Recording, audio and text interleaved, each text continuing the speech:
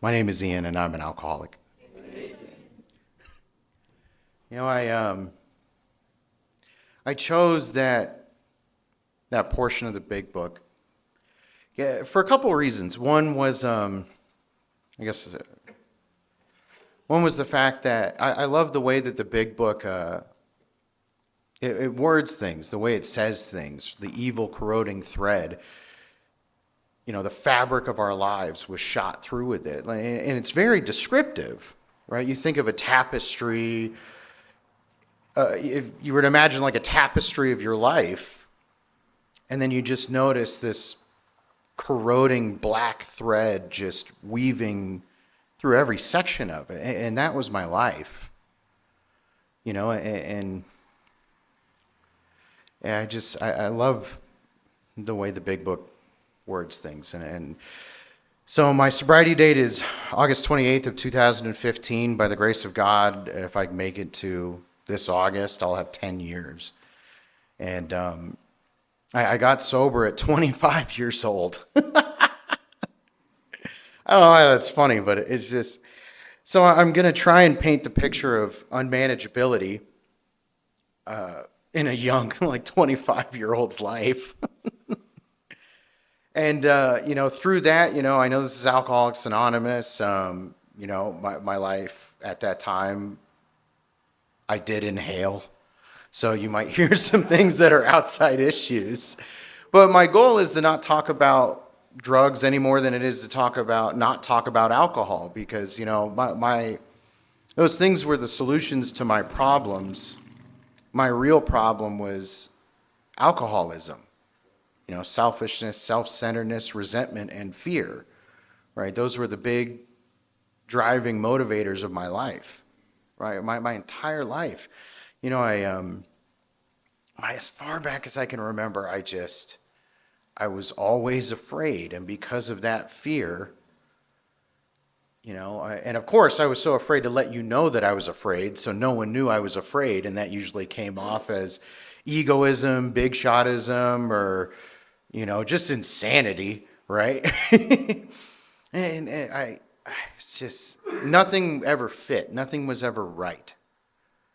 And that fear and all that stuff, it cropped up pretty early on. My biggest fear was I wanted everyone to like me, and I didn't want you to know me, because if you knew me, you wouldn't like me. So I lied a lot about who I was or how big of a person I was, and I wanted people to think I was larger than life, because I knew if you knew the real me, you would hate me, right? Just the sentence that I just said, you could tell made for perfect drinking. Just the insanity that went through my head at any given moment, like I would manifest the perfect reason to continue drinking, drugging, or whatever it was. Like I remember as a kid, like I was super skinny, so I got bullied. And then I got really fat, and I continued to get bullied. Like my entire life, and I was just trying to mold myself and to be someone who was noticeable enough for you to like me, but not noticeable enough so I could keep my head down because of how afraid I was. And that's at a pretty young age. I remember I started smoking pot when I was 12 years old, and instantly I was like, man, those dudes at Dare, they got it all wrong. How could something that is supposedly so bad make me feel like I can tackle the world? A lot of great speakers, Mickey Bush, he would always talk about, what does he say? Alcohol is the thing that can make a pigeon feel like an eagle. I love that because it was so true. And then, I started selling weed at 12, 13. And, I'm a kid, I didn't have a lot of friends, and I hated the popular kids because they didn't want to be my friend, and I hated my friends because they weren't the popular kids. My life, it was just one big contradiction after another, filled with resentment, misunderstanding, and not satisfied with what was. I did not live in a realm of acceptance ever in my entire life, which again made for the perfect reason to drink, drug, whatever, because that's my problem. My problem isn't alcohol or drugs. My problem is my average state of being is untenable. I'd like to say that again. My average state of being is unacceptable. So I will do whatever it takes to not be. The book talks about, blotting out my existence. Like, that's all I ever wanted to do. And that's how I know I'm an alcoholic. Not because of how I drank, what I drank, because what my life looks like when I'm not drinking. When I'm not drinking, a normal person, they drink, they get a DUI, something happens, right? And they'll put the thing down, and then they'll go off to college, and they'll skip off into the sober sunset, and they just don't think about it ever again. Me, the worst things on the planet could happen to me, and 5 minutes later, I'm using again. Because my current circumstances, it's impossible. I don't know how to live. And that's my problem. I don't have a drug or alcohol problem. I have a sobriety problem. I have a problem living a life that works sober. And I deep down, I feel like I knew that at a very young age. But I'm never going to admit to you that I have a problem, because if I admit to you that I have a problem, that makes the problem real. And if the problem's real, I have to think about it. And you're noticing that I'm talking really fast when I'm letting you know the things that are going through my head, because that's exactly what it sounds like. It's just these racing thoughts, and it goes from tangent to tangent, right? That's why the steps were so important to me. I didn't know it at the time. I got politely invited to AA at a pretty young age. And I remember a friend of mine got a DUI. I'll preface the story of how he got the DUI because it's rather hilarious. We were in his car, he was driving drunk, I was drunk, and right off the bat, it's a bad idea, but that's perfectly normal in our line of work, right? And we pull up to a McDonald's, and he specifically requested no pickles on his burger. They had put pickles on his burger. So he hops out of the car and starts screaming at the drive-through lady, "I'll save you the expletives," but he politely asked her to please take the pickles off his burger. She then says, "I'm calling the cops," and he says, "Great, call them. I'm not leaving," blah, blah, blah. And he turns to me and says, "Ian, you should probably go. The cops are on their way." So I walk, he gets arrested, and then he's required to go to Alcoholics Anonymous. I think this is when I was like 16 or something like that. And I go to AA, and I see all these people, and I was so stuck in here, I couldn't hear a message. I couldn't hear what you guys were saying, right? I couldn't hear anything about peace, hope, happiness. I didn't hear any of that. All I saw, and this is where the perception of alcoholism, the disease of alcoholism comes into play, right? I didn't see you guys for what you really were.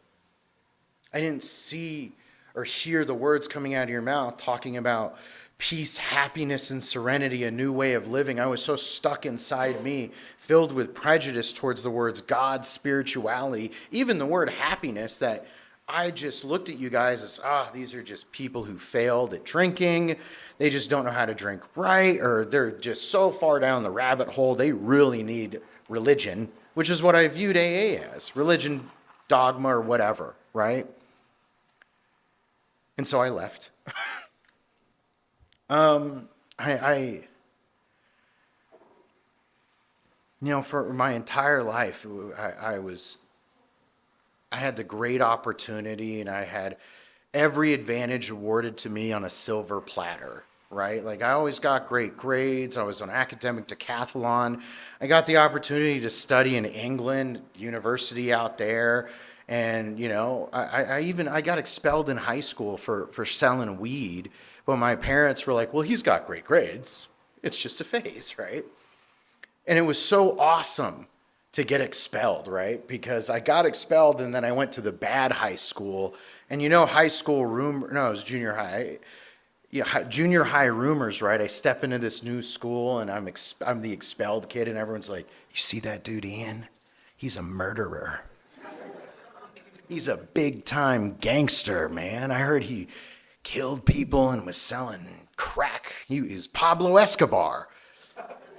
And I didn't correct them because I loved it. It was great. I was popular. I had girlfriends and I was selling weed and I was like, this is the life, right? But then I had to like live up to that reputation. And that's not who I am, but I'm so afraid of you finding out who I really am. I'm going to do my best to live up to that reputation. And so on and so forth. I went to college. I studied in that school in England. And the entire time, I'm just drinking and drugging my life away. And then it was so funny that, so it was the Royal Academy of Dramatic Arts that I went to in England. And in order to get into the master's program, you have to perform a piece, right? And if you do well at it, you get to go on. So the character and the play that I had to perform was an alcoholic cokehead. I nailed it. I nailed it. It was great. Talk about method acting, right? It's for real. Like all I did was get drunk and do coke, and I did really well at it. And then so they invited me back to the 4 years master program, and all I had to do was make it 1 year until the next school thing started. So I went back to LA. I got a job at a production company. I didn't make it. You know, my drinking, my drugging quickly ramped up, and I was doing a lot of other things. So much so I got fired. You know, my life burned to the ground very quickly. You know, for some people, it's this very like slow, drawn out process. Not me. You know, I feel like I started blinking and I was homeless in downtown Los Angeles. It's funny now. You can laugh. It's okay. No, it's weird. I feel like I closed my eyes and opened them split second, and my family hated me. I had no friends. I was homeless in downtown Los Angeles, addicted to every drug you can think of, and drinking, and then of course, you know, you get involved with the crowd that's around there, and before you know it, like I'm committing major crimes and, you know, and just all this other stuff. And that's the one thing I want to point out about Alcoholics Anonymous. If you look at me today, normal people look at me today and they don't see the person that I'm trying to describe to you guys. They don't see it. I tell people, you know, the story of my life, and they look at me. And I remember I was sharing my story years ago, and just like this, and I heard off in the corner, someone was like, that dude never did any of that. And at first, you know, my ego was bruised. So I'm like, don't you know who I am? And then the second thought passed through my head was, wow, that is awesome. That is amazing. That people look at me today and they don't see the shaved head, 135-pound walking felony. You know, they don't see that. And that's the miracle of this thing. If anything else, you know, and so on and off homeless. I went to treatment 6 times, more sober livings than I can count, more detoxes than I care to remember. And you know, every time I would call my family, right? Please, I'm ready to get sober. I'm willing to do it and give it a shot. Please. You know, and every time and it was mainly just because I was hungry or needed money, or I just wanted to get off the street for like a little bit. I didn't actually care about being homeless, or maybe I did, but that bug wore off within 48 hours. That's why they call this a disease of amnesia, right? I have had the worst thing. I've had so many horrible things happen to me, but within 48 hours, I forget about it. A normal person has a horrible thing happen to them. The normal person goes, man, I probably shouldn't put myself in that position anymore. Not me. I forget about those things so quickly. And I try to manipulate. I try to manage. I try to manage my drinking, my life, my emotions. Like, that's the whole point of this. I'm trying to manage my emotional nature. But the problem with that is the more I try to manage my own life, the more it seems to break. And that's what it talks about in the first steps. It's one part, but I like to break it up in two parts. The two parts of the first step, right? I'm powerless over alcohol, and my life had become unmanageable. What that means to me, my life is unmanageable whether I am drunk or sober. It took me forever to really get that. And I would always think, no, it's the drugs, it's whatever. If I just stop doing this, if I stop drinking this much, or if I only do scotch, if I don't do scotch, but I do brandy, if I mix liquor and milk, like all the different crazy things that I think I can do to manage my life and manage my substance abuse, or whatever the case, like I can maintain. I was like a pharmacologist trying to find the perfect mix that was going to make Ian the best version of Ian possible. But I could never get it right. God. And I'll fast forward through a lot of this because it's, my entire life was dictated based off what you guys thought of me. And a lot of that fear still carries over today. So I was in a very abusive first relationship in junior high, right? I'm a horrible speller. There we go, I said it. I'm a horrible speller. No, it's not that. I'm just a bad speller. And I had this girl, I couldn't even spell my girlfriend at the time's name. And I don't think I'm a bad speller, I'm just a nervous speller. And so if I see someone like looking at me try and write something, I just lose all thought process of how to spell. And I had this girlfriend who was physically and emotionally abusive, and she would make me write her name over and over again. And then I got so stressed about it that I just like couldn't spell. And it was Daniela. Like, it wasn't even that difficult of a name. But and that, like, those fears and all those things, like, because of that, I didn't take tests. I skipped school. And that's what I'm talking about. The fear of what you guys thought of me. I remember, speaking of glasses, I didn't want to wear glasses until high school. I was born blind, legitimately. I was legally born blind, right? I had a bunch of surgeries I was taken care of, but I had to wear glasses from a young age, but I didn't want to wear them in school because I didn't want people to make fun of me.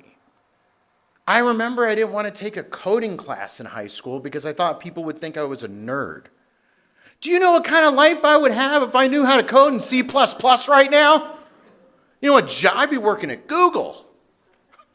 Probably not, but that my whole life was dictated by fear, resentment, selfishness, and self-centeredness, right?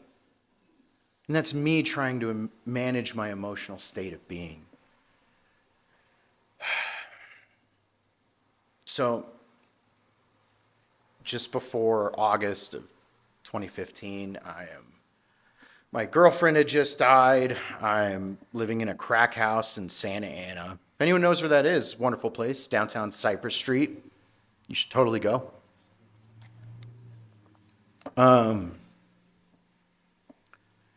I don't know, like a bunch of worse things in my life had happened to me at that point. But this one, it wasn't even like my bottom. But I could literally I heard something break inside me. Like, I literally heard it. I don't know, to this day, I have no idea what it was. And I remember I called my sister. She hung up on me. And I called her like over and over and over again. And then she finally picked up. She's like, Ian, what the hell do you want?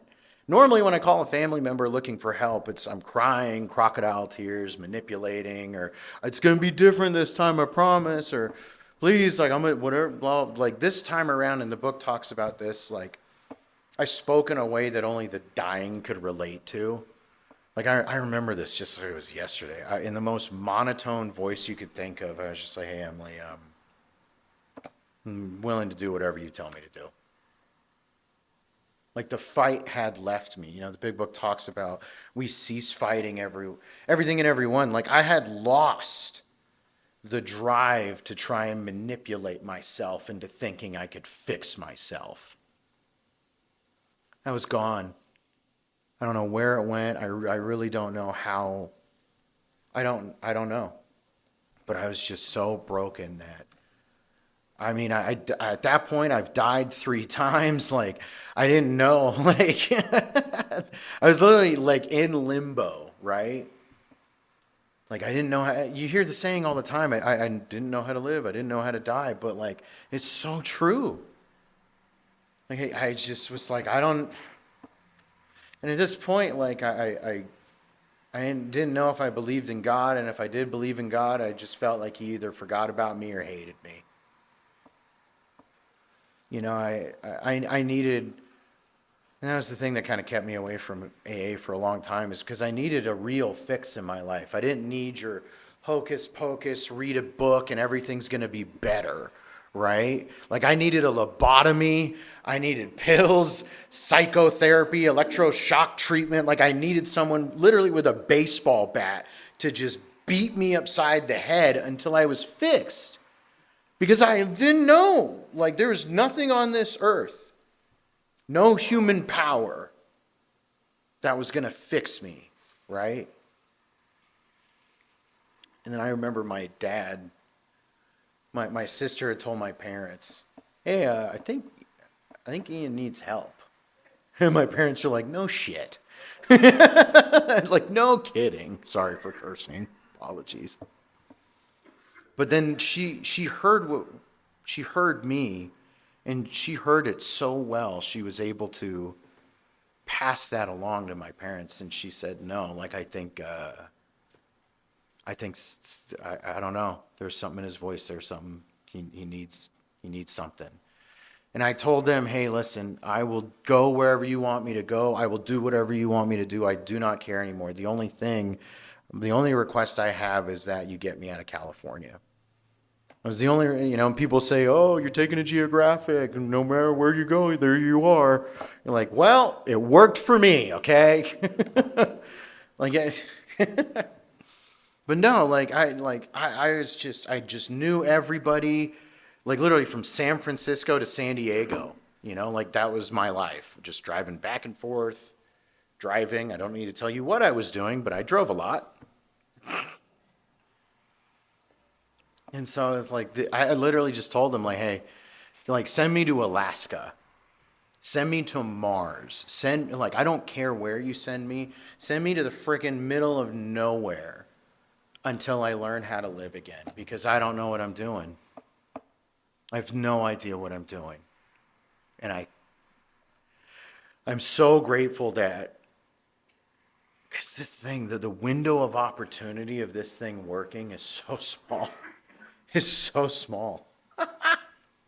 I remember I would get into a treatment center with such willingness to be like, yeah, I'm going to get a sponsor. I'm going to work the steps in one day. I need this. I'm going to die. And I would have the willingness to want to change, and my family's tears and pleads of, just all of that. And I would be so willing to change. And then 24 hours would go by. And then I remember I left detox one time and I got to a sober living. I watched one episode of Game of Thrones because they had free HBO, and I'm not going to pass that up. And I was like, I don't want to be here anymore. So my dad picks me up in downtown Santa Ana. It was hilarious because he's like a quintessential suburban white guy, and the whole block's like whistling. He's on the block. And I'm like, no, it's not a detective. That's my dad.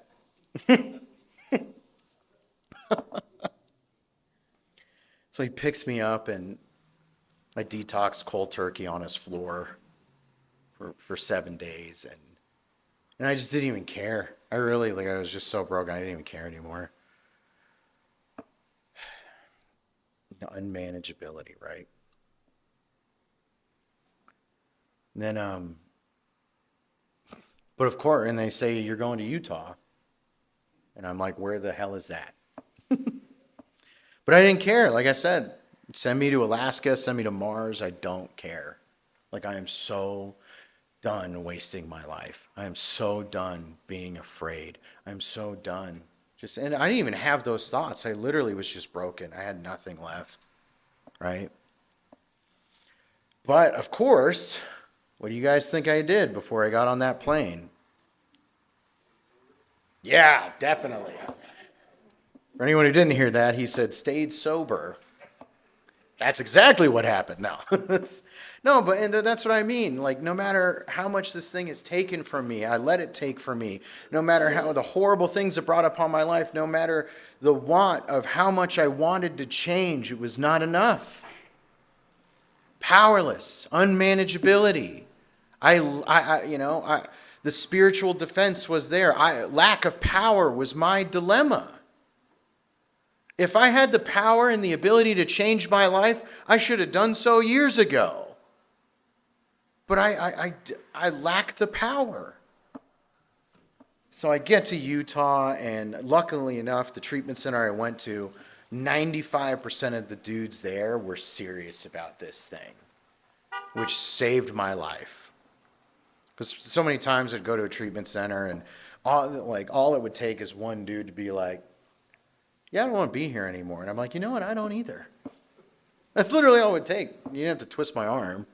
But I was so grateful. Like, that's how serious the group that I was in treatment with, 95% of us were really serious, so much so, like, everyone would sneak into our room, and we would have a big book study in the middle of the night, which was really weird. Like, the night person who would watch over us would break into the room, like, what's going on here?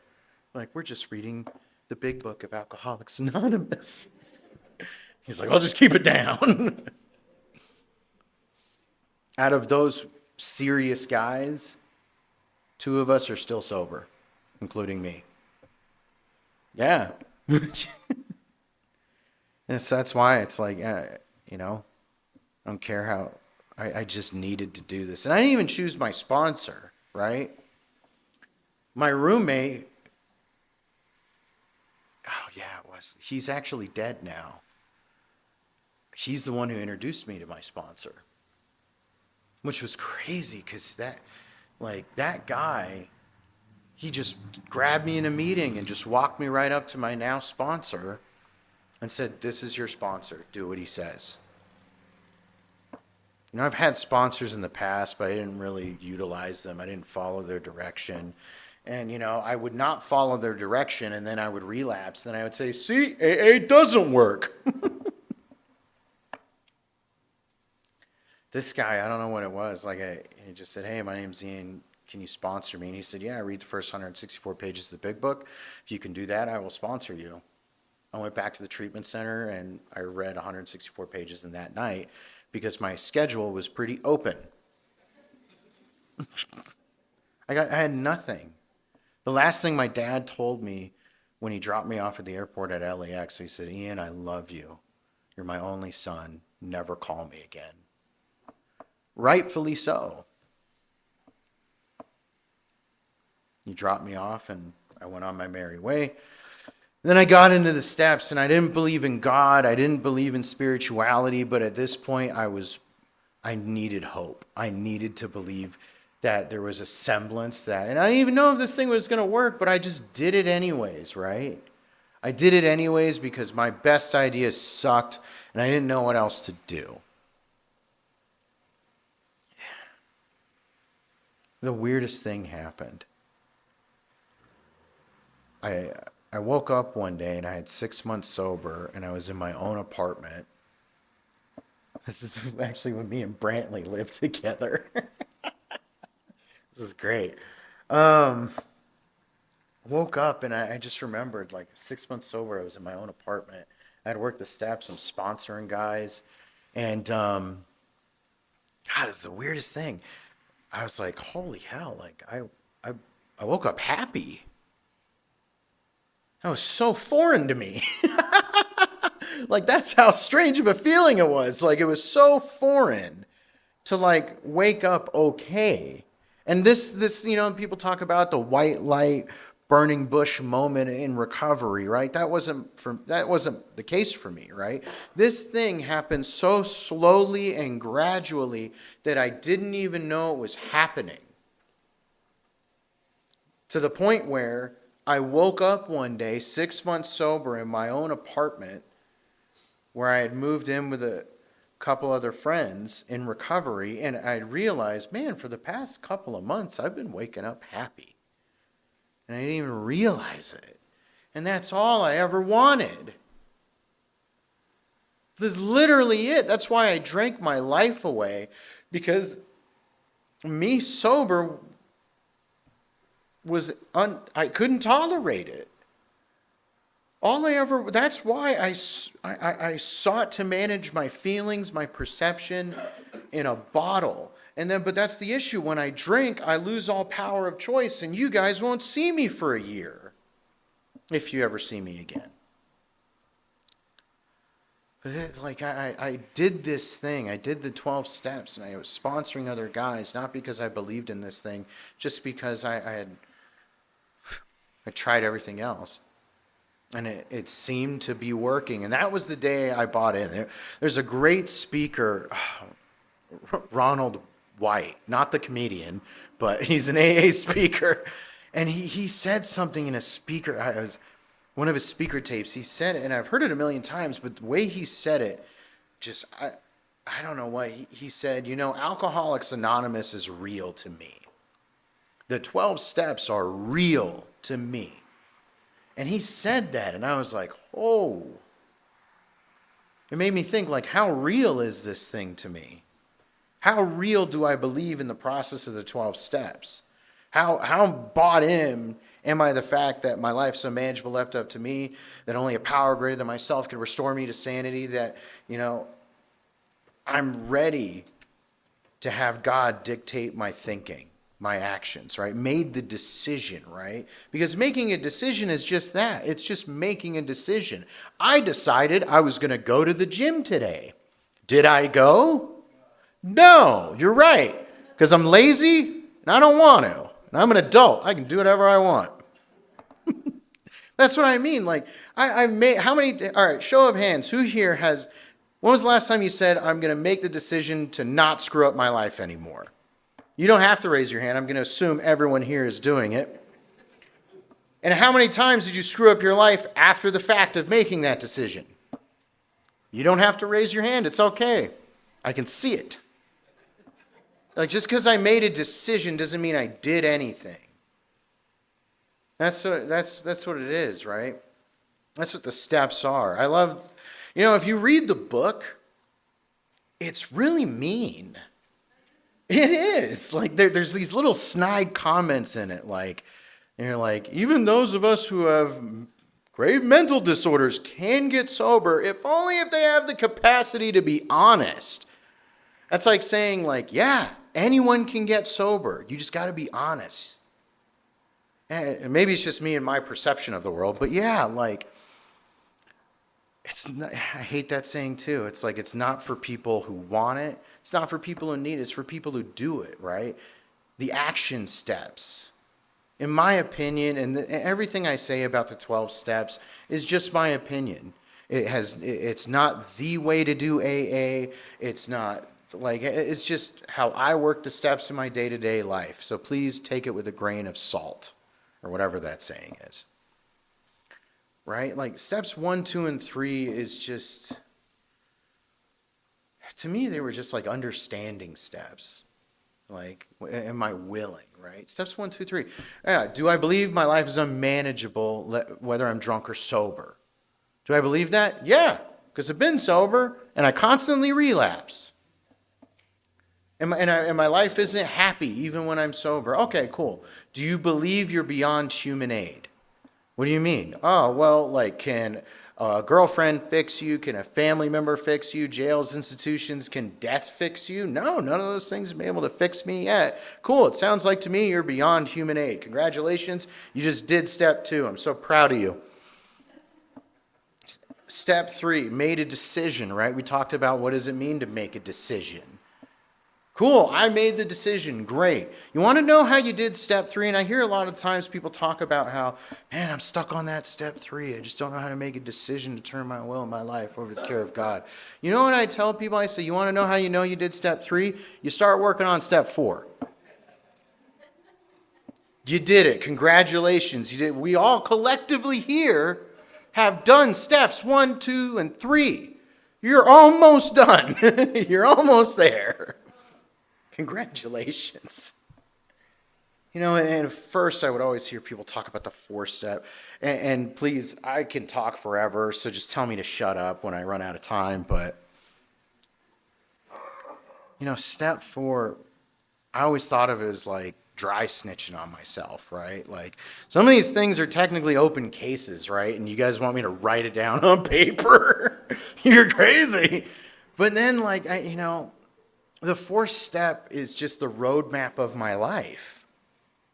That's all it is. It's nothing crazy. It's just the roadmap. It's just me on paper, and that's why I'm so scared to write it out, because then it's me. It's real. But if I write down the roadmap of my life, I can see at every which point where selfishness, self-centeredness, fear, resentment, and anger dictated my actions to put me in a position to harm myself or harm other people. I can put my finger on the causes and conditions. And once I understand how I do those things, guess what? I never have to do it again. And if I don't put myself in those positions, I remove the reasons to drink again. Because that's what, alcoholism is just like beer goggles, right? Beer goggles, if you don't know what beer goggles is, you drink and then you look at an ugly person and they're somehow hot, right? Alcoholism is the same thing. But instead of beer, I have goggles that are filtered with fear, anger, and resentment and selfishness that causes me to view the world differently than it really is. It really does. Who here has made a decision based off fear or anger? How'd it work out? Right? Okay, here's a better one. Who here has made a decision based off fear or anger over something that wasn't even real? How'd that work out? I'm going to break up with this girl because she's going to break up with me. I know she is. I'm going to quit this job because I know the boss is going to fire me. So I'm going to quit before he gets the chance to fire me. Dude, I remember, I was in sober living and I started getting high. They drug tested me and they said, Ian, you got to go to detox. You're getting high. And I said, no, I'm not. This is a grave mistake. So I left. And then as I'm leaving, I went to my homie's house and I started getting even more high. And I was like, I'll show them, And then the owner of that sober living calls me back and says, Ian, I'm willing to overlook this. And just, it was a freak accident. It was a false positive. If you come back right now and, drug test, I'll let you come back. And I said, I just don't feel safe there anymore. I just don't feel safe there. I just don't want everyone looking at me and accusing me of something that I never did. The manipulation, right? And somehow deep down, I believed that. God, that's why the 4th and the 5th step is not scary. It's just pointing out how, the reading that Andrew read, even you can see how fear is bracketed alongside the issues with Mr. Brown, Mrs. Jones, and the wife, and fear, the corroding thread. That's why it was so, because to me, if you were to say, you're like, hey, what are you afraid of? I'm not afraid of anything, dog. Not afraid of nothing. My life was riddled with fear, anger, and resentment, which gave me, again, it drove my perception and gave me the perfect reason to drink again. Drink, drug, whatever. And then I'm back on the street and I only hung out with people who would just glorify the way I lived my life. Dude, I'm not a big guy. I don't really know how to fight and stuff. But I'm never going to let you disrespect me when I'm living out on the street. You know how many times I got into fights that I really lost because I wasn't going to let someone disrespect me. Like, these are the situations I put myself in. And once I became aware of these defects of character, as the big book calls them, and you think too, like, so I'm coming up on 10 years sober, and the only thing time affords you is more experience on how to go through horrible things sober. Honestly. Like, my sponsor's going to hate me if I say this, but here we go. When I got my 5-year chip, every time I get a medallion, my sponsor always, he'd give me a chip and he would say, Ian's got his year or 2 years. He's got his next year. His recovery can really start now. That's what he would always tell me. And then I got my 5th year and I'm waiting for him to say it. And he says, Ian, I got to tell you something. I'm so sorry. I got to tell you something. You're at 5 years now. Congratulations. Just a heads up. Most people kill themselves between 5 and 10 years.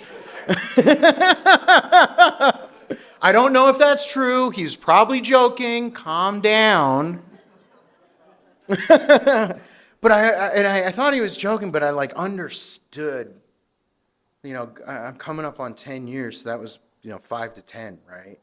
And it was some of the hard, like I just got married and all these things. My life got big and full, right? Which, by the way, my wife is a normie and she's hot. What the hell? A normal, good-looking woman thinks I'm normal enough to marry. That's the promises are coming true, guys. Promises of alcoholics. That's what it says in the big book, right? Like, it was insane to me. It still bothers me.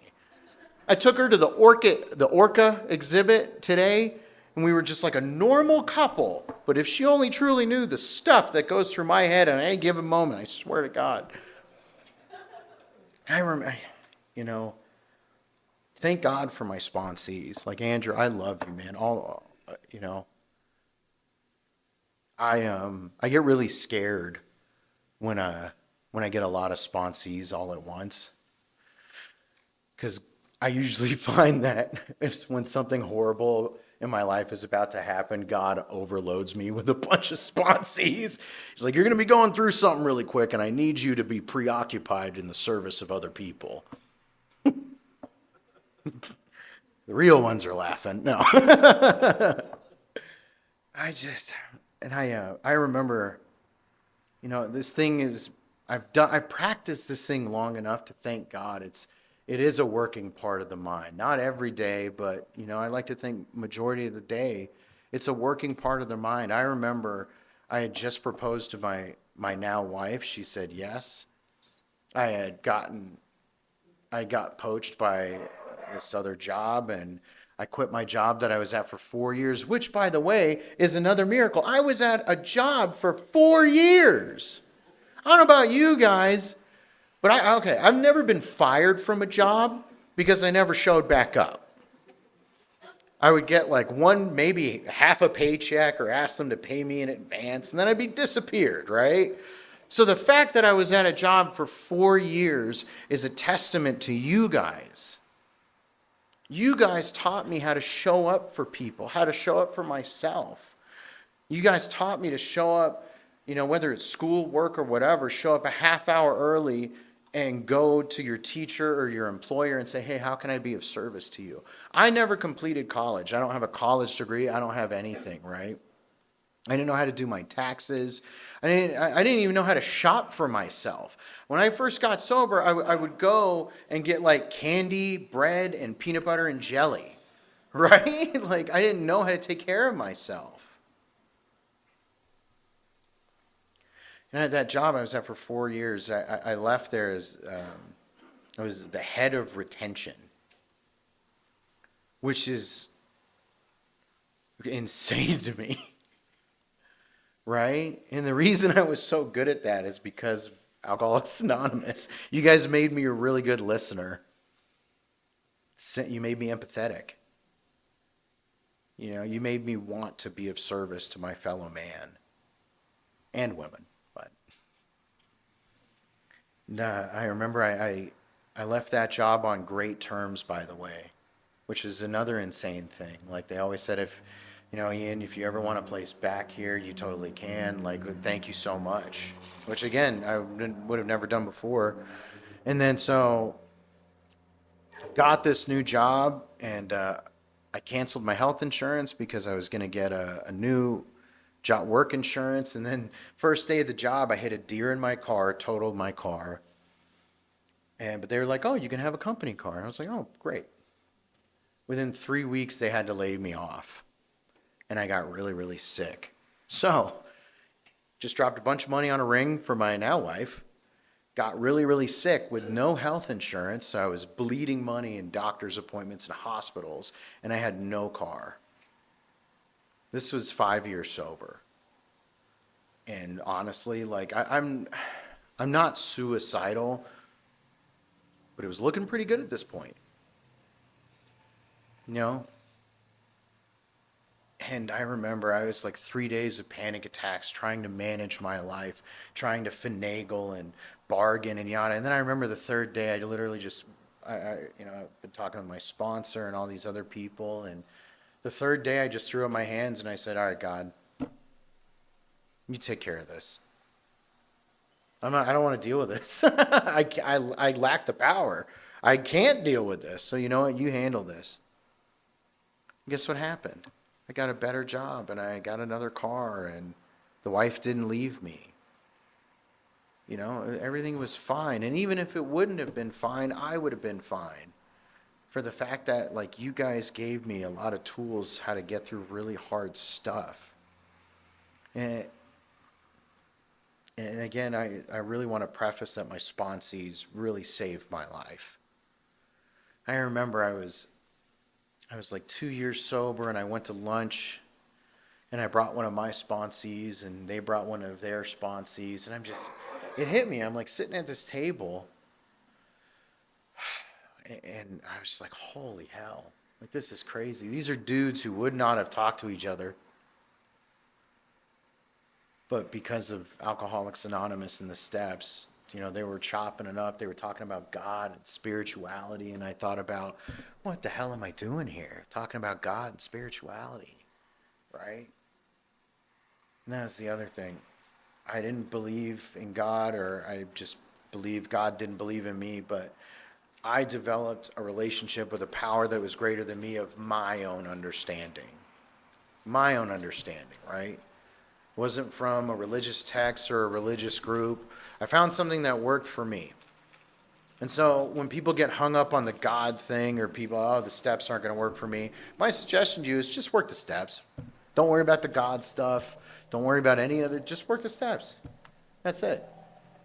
Because I can't, my sponsor couldn't do this thing for me. My sponsor job was to hold my hand until I was ready to grab the hand of a spiritual concept. That's it. So I don't know, man. It's a really good deal. I could sit up here and talk about just how wonderful Alcoholics Anonymous is, but until you have your own experience with this thing, it's not going to matter. I guarantee you nothing I said here is going to be that light bulb for one of you to be like, "Oh my God, I'm going to get sober. I'm going to stay sober. I'm going to get involved in Alcoholics Anonymous." Like, no, it's just not how it works, man. Like if I would have heard that when I first got sober and I would have just hopped to, I don't know, that would have been great, but it didn't work like that for me, man.